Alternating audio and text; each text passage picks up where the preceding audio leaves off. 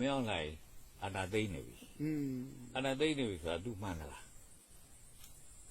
အဲ့တော့ဖြေပါမဟုတ်ဘူးယူသားပြောရင်တော့तू ကအာနာသိမ့်တယ်လို့မပြောပါဘူးဟုတ်ပါတယ်အာနာအဲ့တော့ဥက္ကမဟိုနိုင်တဲ့စီနေအနိုင်ရ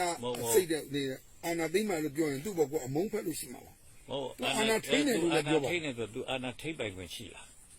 သူလုံပိုင်ခွင့်နဲ့သူလုံနေတာပေါ့နော်လုံပိုင်ခွင့်ကပါအဲ့ဒါဒီဦးစင်းကလည်းဝင်ပြောလိုက်လို့ရှိရင်မသိဘူးမဟုတ်လားအဲ့ဒါမသိတယ်ဝင်မပြောတော့ဘူးမှားတယ်လားမှန်တယ်လားဦးစင်းကတော့အမှန်မှားခြင်းမှန်ခြင်းကိုရှောင်းနေလိုက်တယ်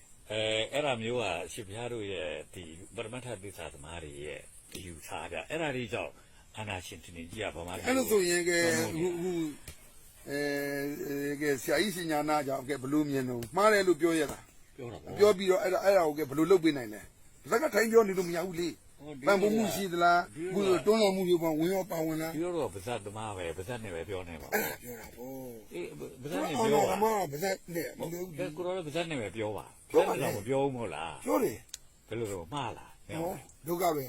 မင်းအောင်လိုက်ရဲလို့ဥစ္စာမပြောဘူးတိုင်းပြည်တစ်ခုတိုးတက်ဖို့အတွက်ဘယ်လိုလုပ်တင်လဲဆိုတဲ့ဟာပဲပြောတယ်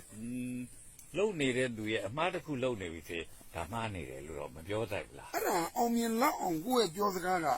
ပေါက်ရောက်လောက်အောင်မလီကိုစကားရချင်းမရှိပဲနဲ့ကိုစကားကတော့ကိုကြောက်ဆိုတပည့်တော်ပြောရတပည့်တော်ဥပ္ပောတက်ကဒီလိုပြောသွားတယ်လို့ဟောရှင်ပြောပဲအဲ့ဒီလူကလည်းဟောဘယ်လိုပြောသွားတယ်နဲ့တဖြည်းဖြည်းတယောက်ကစတရားပြန့်သွားမှာပဲမဟုတ်လားဒီကနေ့အထိဟိုဓမ္မဝိဟာရီရှင်ညာနာရဲ့တရားတွေအဲ့လိုဖြစ်ခဲ့ပြီလားဖြစ်နေတာပဲ